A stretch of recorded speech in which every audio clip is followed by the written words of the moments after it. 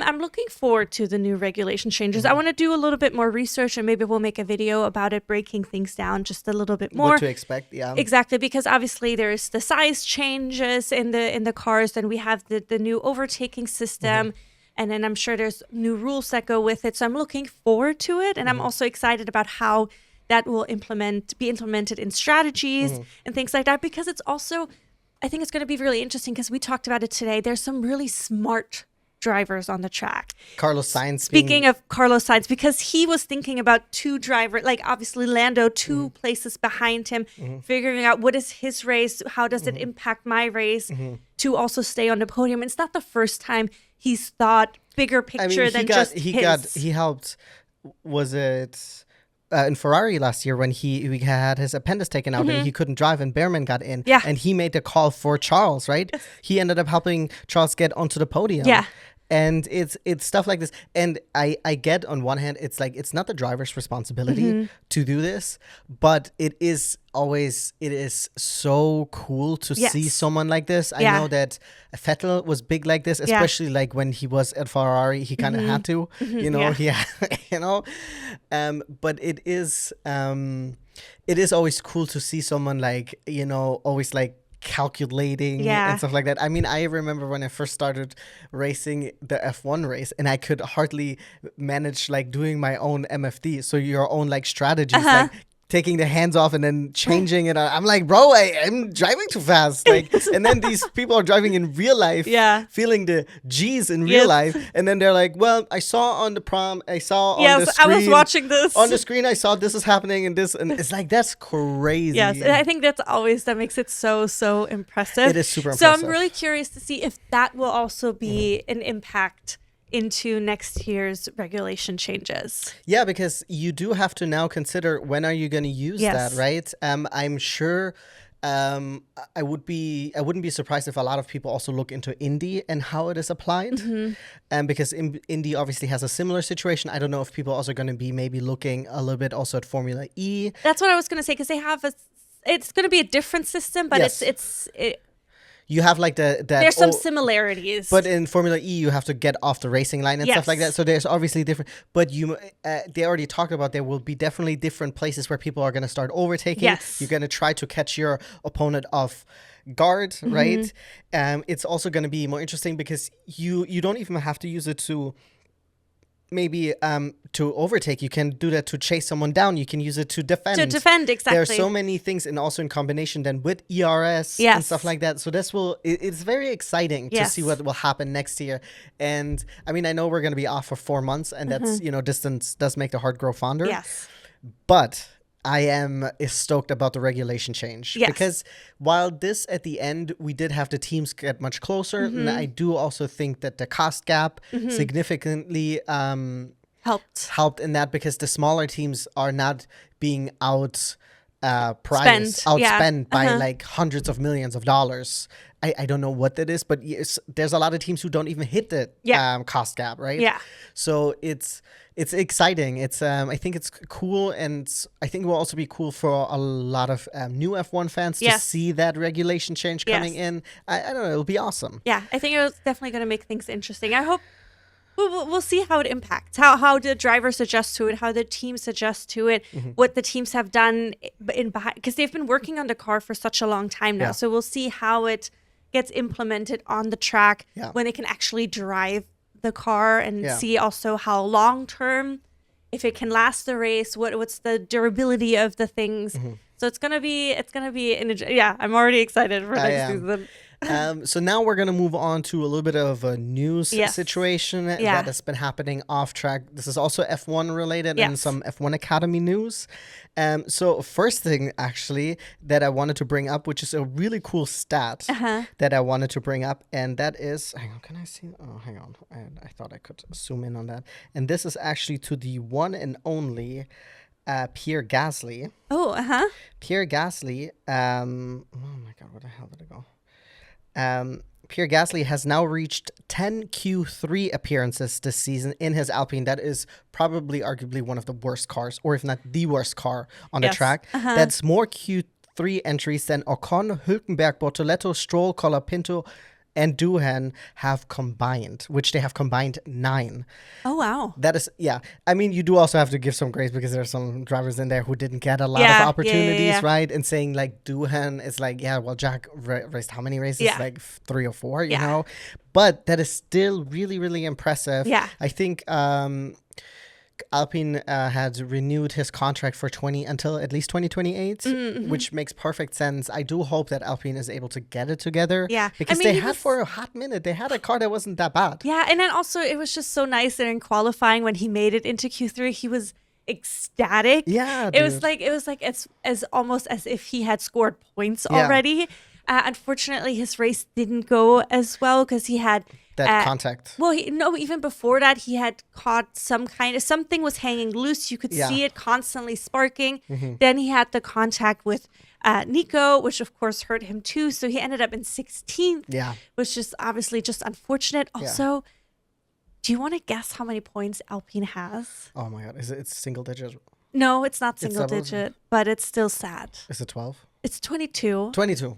But it's like the next team up is Kick Sauber with 68. Oh my God, they had triple the amount of points. Yeah, more than triple, technically. That is insane. Yes, it's so sad. That is tough, dude. Yeah. I mean, I don't even want to start talking about Flavio being part of that mess now too, again, or more involved. I don't know. This just shows how corrupt this is, because how is this even fucking But it's also like this thing, and then I had thought about it earlier, because we talk about it. Of course, we always complain about Ferrari, how it's like inside the core, something is rotten there and it doesn't get fixed. That's why it's just such a mess, because there's great people on the team. Obviously, we have great drivers, but there's something from the inside that's just hurting them so much.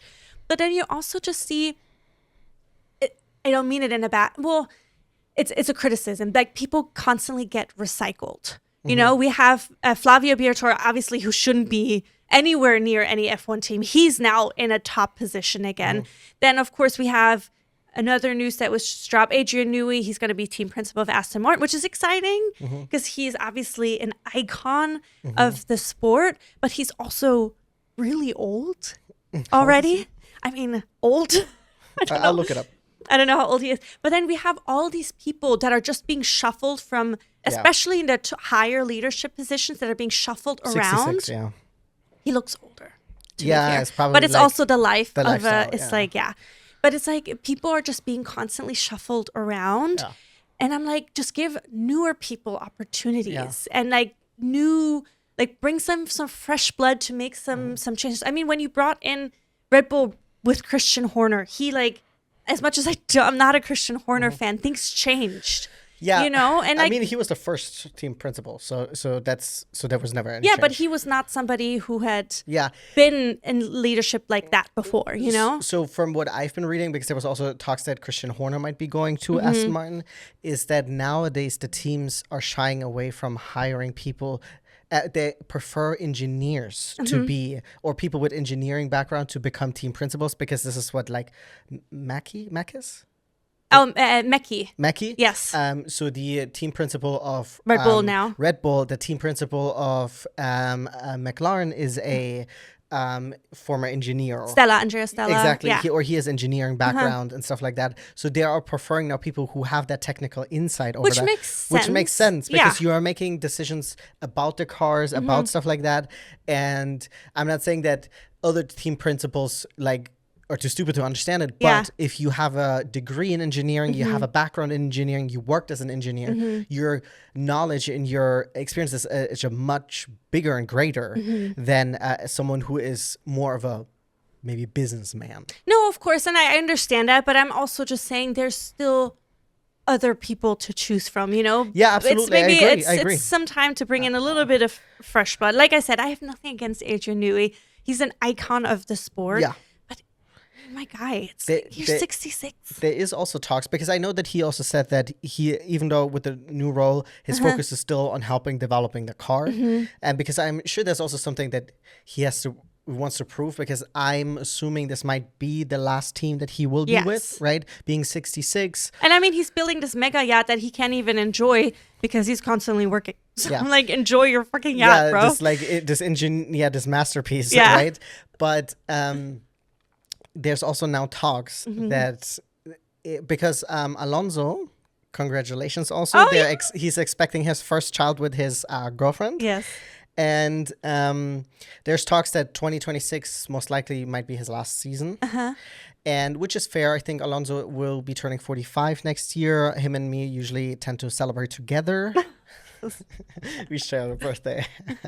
That there's talks that, especially if the car is going to be what they're hoping it will be, that Charles might be looking good in green.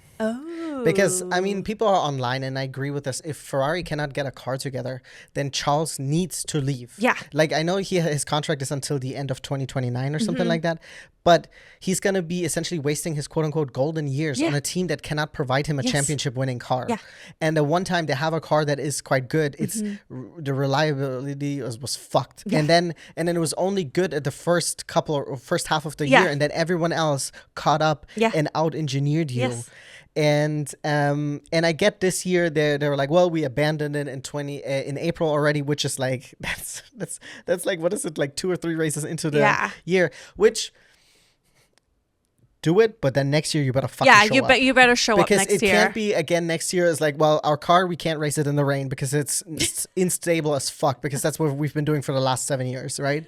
It can't be that our drivers are too worried about pushing it to the max because they're going to spin out. Yeah. You know? Because that's literally what Leclerc did. He tried to push it as far as he could and he spun it out. It was just a matter of like time. And luckily, of course, we were in a track where there's no walls right there. So he was able to bring it back. Yeah. But it's just like, guys, it's like... It just can't be. And it's like... While in the end, like, of course, for me, the dream is Lewis will win his 8th and then retire being a Ferrari champion. Yeah.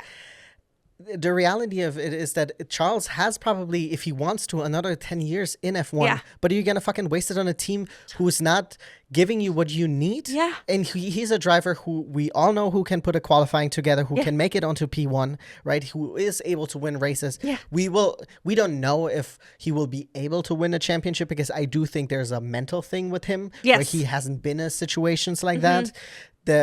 The few times he has been in a situation like that, he has shown error. And I have to say that because I've been really hard on Russell about that. So I have to be hard on Charles on that. Yeah. But we do know homeboy is fast. Yeah. So he needs a car that's fast. Yes. It's so hard to be a Ferrari fan. It's just hard for the heart. It's so hard for the heart because you want to... I mean, I love the team and I want them to do really well, but they just don't make it easy with all the BS that happens, you know? So I read online, and I didn't confirm this, that because I was bringing that up, was like they should bring people from the World Endurance Championship to the F1 team. But then some were saying that this is not the F1 like Ferrari works team. Oh, okay. And I thought, because I thought the 2 red Ferraris are Ferrari, and then the yellow one is not. Yeah. But maybe there's a distinction. Yeah, I'm sure. But still, there's quality people over there. So yeah, I mean, they still have a resume and experience. They just oh my gosh, just make some changes. Dude. And then, I mean, yeah, like you said, they've been saying that they're working on the car next year, and we've been hearing horror stories about it. I don't know if it's rumors. I mean, I've heard whatever it is. I've heard things like I mean, this is also like, how would journalists really know unless you're there, right? Of course, this is all also like feeding into this. This is also obviously something that can help with clickbait, right? Yeah. Oh, Ferrari's next car is going to be shit. You know, if you keep harping in that narrative. I've also heard stories where it's like apparently the engine is incredibly powerful, but they're struggling with reliability. Yeah. But these are all hearsay. We don't know. We're not there. Fred hasn't picked up the phone when I call him, so we don't know, you know? Do you have the right number? It's an LA number that you keep calling. It's a 424, right? Yes. Anyways. You had some F1 Academy news. Yeah, so first things first, actually, there's something you shared with me. We will have 2 McLaren cars on the grid next year in F1 Academy, which is really... Which is the first team that sponsors 2 cars on the grid next year. Which makes sense because they do have, I think Ella Lloyd will be a good championship contender next year. Isn't she Rookie of the Year? I don't know if it's official yet, but she's F1 Academy Rookie of the Year. And then we'll have another Ella, because they do have 3 Ellas. They have 3 Ellas. They're collecting all the Ellas. So if you're an Ella out there, you're interested in racing, maybe send your resume to a McLaren.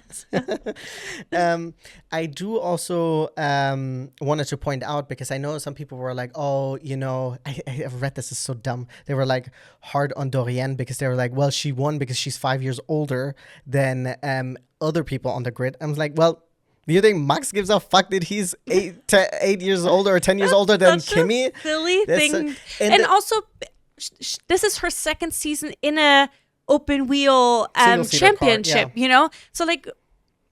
And it's also this thing where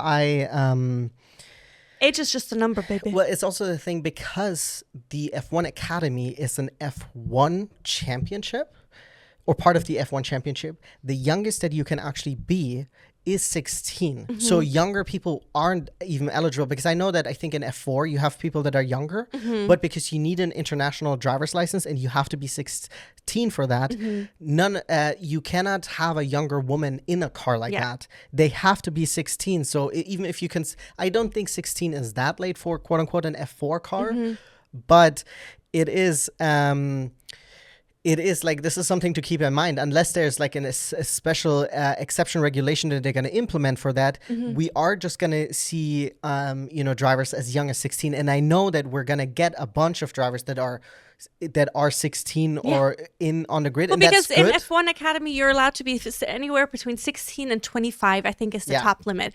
And then that's it. I mean, it doesn't matter because it's just that the idea is like, well, if you're like Dorian's age, realistically, Dorian is not going to be the woman that will make it to F1. This is just what it is, you know? Because you are, she's like 21, 22 or something like that. 23, right? You're 23 and you won the equivalent of an F4 championship, which is still a big feat because you've only done this for 2 years. But at 21 and 22 or 21, you should be probably in an F3 or an F2 car already, right? So, but by getting those 16 years old in there, that is just, that's what gonna happen. It's just gonna take some time. Like, this is the third year of F1 Academy. This is something like, it's like saying, well, we have the F4 championship. Well, why is this person not driving in F1? You know, 2 years later, I'm sorry, not everyone can be fucking Kimi Antonelli, right? It's true. No, it's true.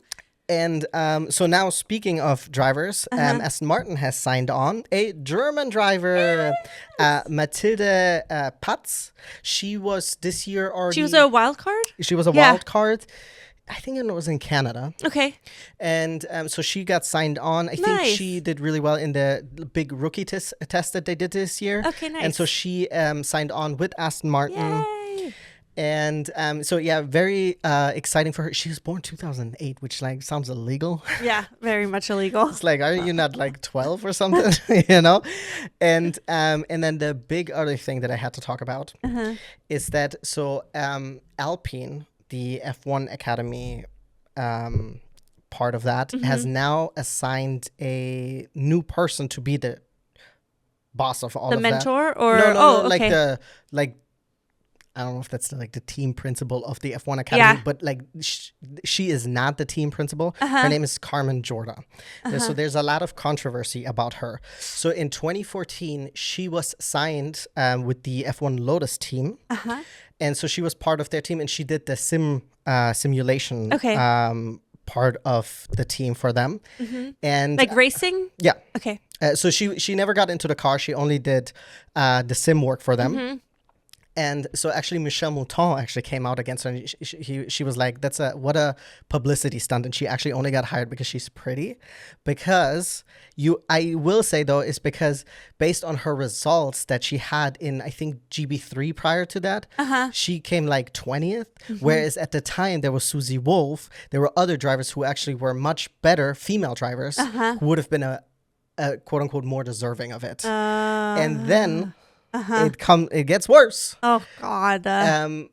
Because I do kind of agree with Michelle. It's like, well, if there's other female drivers and you wanted to have a female driver to also show support, right? Then why don't you pick someone a little bit more qualified? Yeah. Yeah. Because there are women out there that are 100%, qualified. Yes. 100%. Especially at the time, especially like Susie Wolf, she was fucking quick, right? Yeah. And obviously she's preoccupied with other things. Well, she can't anymore, right? Yeah. She's a little busy, right? But then Carmen also came out and she was like, well, no woman will ever be an F1 championship and that's why they should have a separate Oh my God, get her out. I already don't. So there's already big critiques coming about that. Especially if you're coming in. So she said that back in 2015, so this was 10 years ago, but it's just like, bro. It pisses me off already. I'm already here. Because you're coming in, obviously, maybe you said it 10 years ago, but you're coming into F1 Academy, and the whole goal is to get women ready to one day be able to race in F1. I hope someone calls her out in an interview and be like, so do you still think that? Yeah. No. Someone should actually ask that, because you said this. But also, what a fucking fumble on Alpine. Yeah, but who's in charge of Alpine? Well, exactly. It's a fucking mess. And we talked about it. I mean, also, I'm over this. I did wanted to bring this up because I did read about it. And also, I think, like, triggered. I will also say, like, in part of me is like, not that I'm like not about or giving people a chance, but also like what Michèle Mouton says, and like Michèle Mouton being the most successful female race driver in history at this time, right? At this time, yes. If she says something, like, there's probably also some merit to it, because it's like, if there are other drivers who are doing better, right?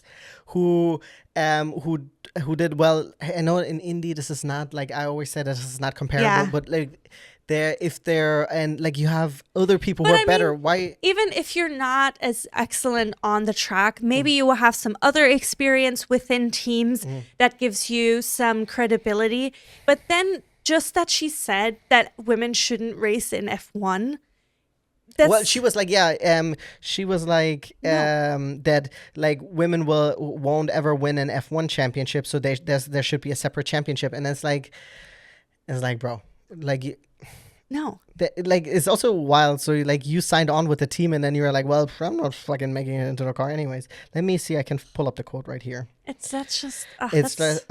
Here. In April 2015, Jorda spoke out in favor of separate championships for women, saying it's not fair that women have to compete in the same championship as men, because we're never going to become world champion. I think women deserve that chance. Her views was criticized by other female racing drivers. And it's like, she might have not been able to, but other women surely will be. And the thing about it is, it's what David Coulthard said. It's not a matter of if, it's a matter of when a woman will make, because you have to keep in mind, right? So if we're getting real, so the F1 drivers that we have on the grid right now, for most parts, right? Exception of like maybe 3 people. Those are the fastest drivers in the world who had money to make it to F1. Yes. So imagine how many people there are out there who would probably be actually really, really good in F1, right?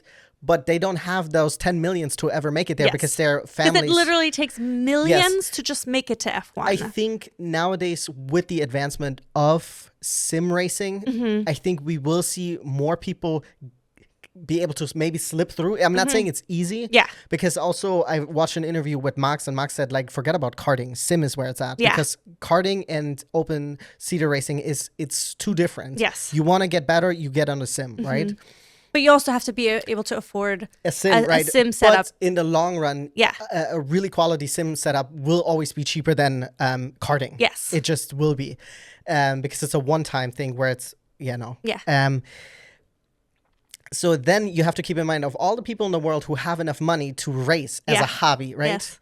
Then you have to just take the women from that, and then them also being supported by their parents to do that, right? Which is probably already not that hard, big of a margin. So this is something, this will take years. This will take a long time. This is not something like, well, F1 Academy started 3 years. Why don't we see anyone in F1 yet? This is a long process, because think about how many different Formula 4 championships we have, right? Yeah. What is it, like, across all? Maybe like 8 or something, including like FRECA and stuff like this. A lot, yeah. You have a lot of them. And how many of those actually make it to, how many guys of that make it into F1? Yes. I mean, even F2 champions don't make it into F1. So it's like the chances are already small. And then it's just like, it just trickles down to even less and less and less and less opportunities. And in reality, it's like, if you think about Lewis, Lewis, out of over 700, I think 775 or something like that, over 700 F1 drivers, he's the only black driver to have ever made it to F1, right? I mean, Isaac now, is Isaac? I don't think he's black. I mean, he's North African. Yeah, but that doesn't mean he's black. That's the whole thing about Mean Girls, right? Just because I'm from Africa doesn't mean I'm white. She's white. But he's a person of color. He's a person of color. Yes. So is Albon, right? Yeah. But it's the thing, like, bro, like, and it wasn't easy, right? He was just talking about in an interview how other teams were making racist comments about him, you know? And this is all within the same quote unquote community, right?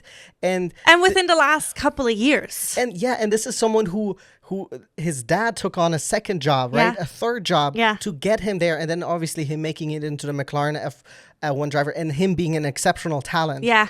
But he is like 0.000% of what, right? Yes. So it's like, let's be realistic. We have to give this time. And the good thing is, however, I do think that F1 Academy is profitable. Yeah. That's why, there's a second McLaren. Well, because it's also, you now finally give the women a platform so they can be watched racing. Yeah. And then there are just so many fans out there now, not just women, not just younger like girls and teenagers. It's helping them getting motivated to try it. Hey, let me try karting, right? Exactly. Like the visibility helps not only to get money into the sport, to get visibility, to get like new generations to come into the sport. There's more and more women and girls now interested, and they see it like, oh, this is actually something I can do. Yeah. Because it's also something like you often have to see somebody else who looks like you to be able to do something, to believe that you can do it. Absolutely. You know? Like, look at Serena and Venus, right? And now we have Coco, right?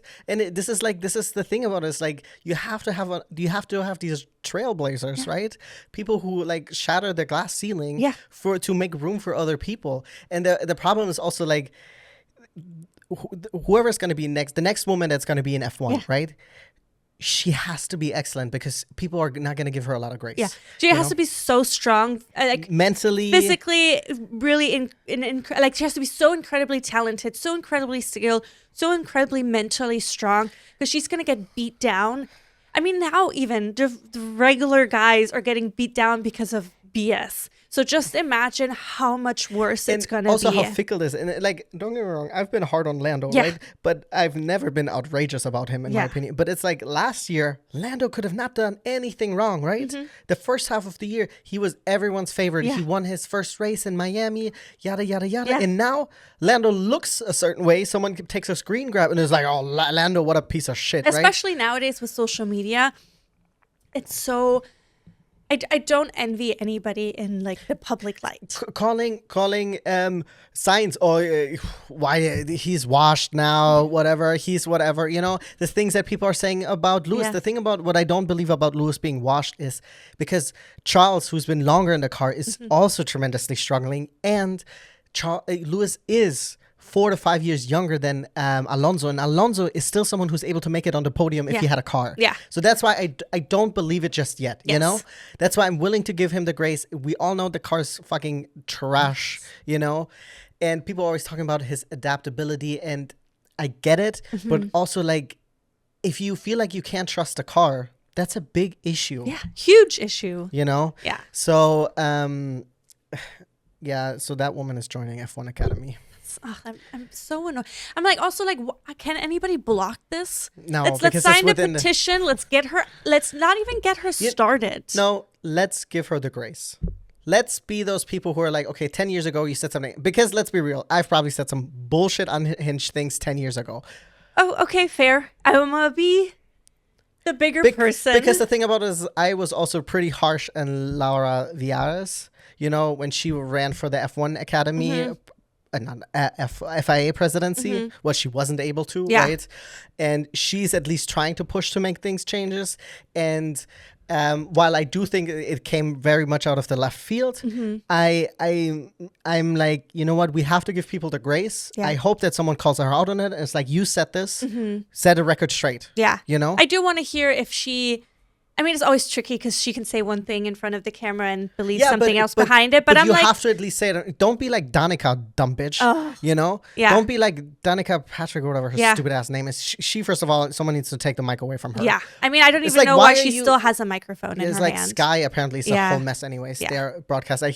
Online, I've never read anyone saying that their Sky broadcast is better than the F1 TV. It's true. Yeah.